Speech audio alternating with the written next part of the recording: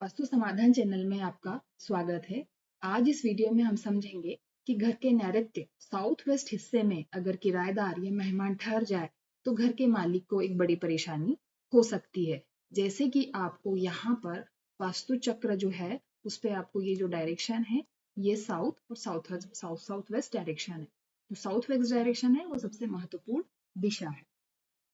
आज हम आपको वास्तुशास्त्र की एक बेहद अहम और रहस्यमयी बात बताएंगे जो कि आपको एक वास्तुशास्त्र को समझने में काफी हेल्प करेगा। नैऋत्य दिशा का महत्व। साउथ वेस्ट डायरेक्शन जिसे नैऋत्य दिशा कहा जाता है, इस दिशा को घर का स्थायी और स्थिर तत्व या दिशा कहा गया है। यह जगह घर के मुखिया और मालिक के लिए सबसे महत्वपूर्ण होती है। इस स्थान पर मजबूती, स्थायित्व और नियंत्रण का ये प्रतीक माना जाता है। या यहाँ पर ये वास्तुशास्त्र में कहा गया है कि साउथ वेस्ट डायरेक्शन हमेशा भारी होनी चाहिए और ये स्थिरता, पृथ्वी तत्व को ये रिप्रेजेंट करती है, तो इसलिए यहाँ पर स्थिरता का प्रतीक कहा गया है। अब हम समझते हैं कि दिशा, साउथ वेस्ट दिशा जो है इसके स्वामी कौन है। साउथ वेस्ट दिशा के जो स्वामी है वो नैऋत्य भगवान है। नैऋत्य इनकी यहाँ पर पूजा की जाती है। साथ में ही ये पितरों की दिशा भी कहा जाता है। इसीलिए घर के मालिक या मुखिया के लिए यह सर्वोत्तम माना जाता है। अब ग्रह का हम संबंध समझते हैं। इस दिशा का संबंध राहु से है। राहु यहाँ स्थायी प्रभाव लाता है और यह हमें स्थिरता प्रदान करता है। लेकिन ये जो दिशा है,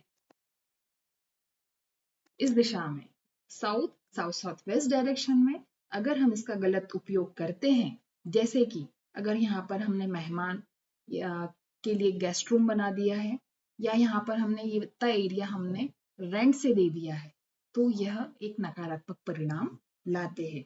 जैसे कि विवाद होना, घर में हमारा घर होते हुए भी दूसरे लोग हमारे ऊपर रूल करते हैं, घर में हानि और अशांति होती है। वास्तुशास्त्र में इस दिशा को हमेशा भारी रखा जाता है। भारी मतलब यहाँ पर आप कोई हेवी वार्डरोब रख सकते हैं, लोहे से बना हुआ कोई सामान, अलमीरा आप यहाँ रख सकते हैं।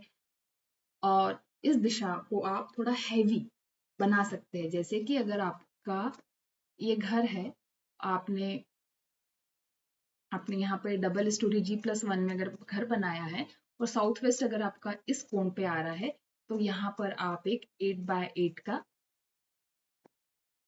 एक रूम यहाँ पर आप निकाल सकते हैं, जिससे कि साउथ वेस्ट डायरेक्शन भारी हो जाएगा। साउथ वेस्ट को भारी करने से ईस्ट और नॉर्थ ईस्ट हल्का हो जाता है, जिससे कि हमें काफी शुभ परिणाम देखने को मिलते हैं।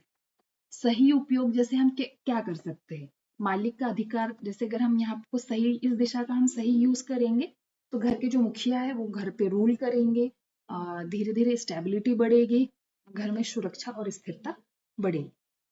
अब हम समझते हैं कि हमें यहाँ पर क्या नहीं होना चाहिए या क्या नहीं करना चाहिए।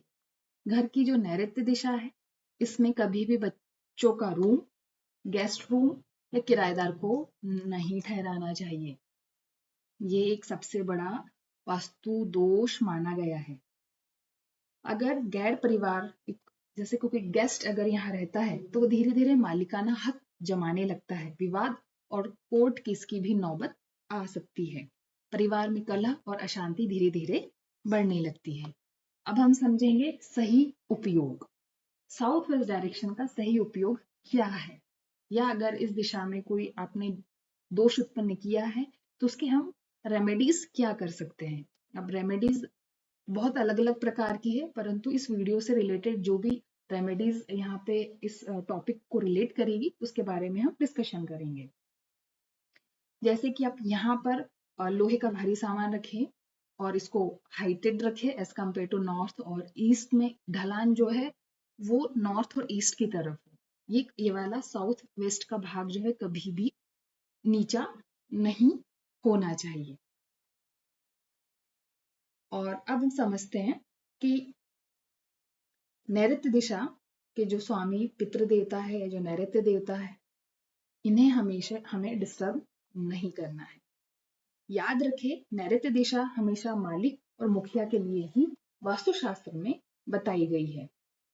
अगर आप यहाँ पर मेहमान या किराएदार गेस्ट रूम अगर निकालते हैं तो ये बहुत हानिकारक है।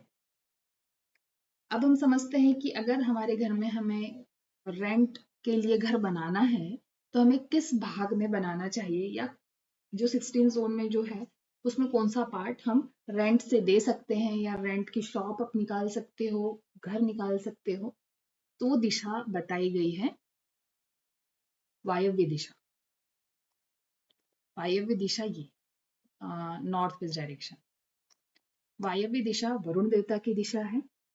आप इन्हें उत्तर पश्चिम, वेस्ट और नॉर्थ के बीच वाला जो पार्ट होता है वो वायव्य होता है। यहाँ पर आप गेस्ट रूम बना सकते हैं, यहाँ पर आप किराए से दे सकते हो, यहाँ पर आप शॉप निकाल कर भी आप रेंट से दे सकते हो। यही वास्तुशास्त्र का नियम है और यही घर में शांति और प्रगति करता है। अगर यह जानकारी आपको उपयोगी लगी तो वीडियो को लाइक करें, कमेंट करें और शेयर करें। और इसी तरीके से अगर आप और वीडियोस चाहेंगे कि मैं बनाते रहूं तो आप सब्सक्राइब करना ना भूलें। Thank you.